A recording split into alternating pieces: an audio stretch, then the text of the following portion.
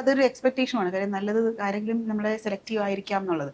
അപ്പോൾ അത് തുടങ്ങിയപ്പോൾ തൊട്ട് ഞാൻ അതിലുണ്ട്. അതിന് മുന്നേ ഈ പറഞ്ഞ കണക്ക് ഷോർട്ട് ഫിലിംസും ചെറിയ ചെറിയ വർക്ക്സും ഒക്കെ ഇങ്ങനെ ചെയ്തിട്ടുണ്ടായിരുന്നു. അപ്പോൾ ഇതെനിക്കൊരു ഒരു ജേണിയാണ്. ഇങ്ങനെ ചെയ്ത് ലാസ്റ്റ് ഇങ്ങനെ എത്തി എന്നുള്ളൊരു ഭയങ്കര സന്തോഷമുള്ളൊരു ജേണിയാണ്. കാര്യം നമുക്ക് അച്ചീവ് ചെയ്യാൻ പറ്റുന്നു എന്ന് തോന്നുമ്പോൾ എല്ലാവർക്കും നമ്മൾ വിചാരിക്കും അയ്യോ നമുക്ക് ഇങ്ങനെ ഇങ്ങനെ ഇത്രയും സമയം എടുത്തല്ലോ എന്ന് തോന്നും. പക്ഷെ അങ്ങനെയല്ല.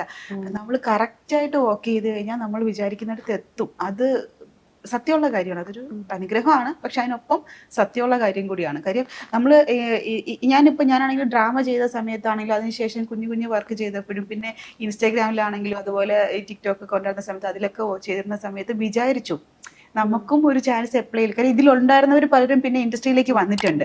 അപ്പോഴും വിചാരിച്ചു നമുക്ക് എപ്പോഴേലും വരാൻ പറ്റുമായിരിക്കും എന്ന് വിചാരിച്ചിട്ടുണ്ടായിരുന്നു. പക്ഷെ അങ്ങനെയാണ് ഷോർട്ട് ഫിലിം ചെയ്തത്. അത് കഴിഞ്ഞപ്പോഴേക്കും ഇതിലേക്ക് എത്താനും പറ്റി. എന്റെ ജേർണി ഈ ഒരു ലെവലിലാണ് വന്നത്. പക്ഷെ സന്തോഷം, ഹാപ്പി.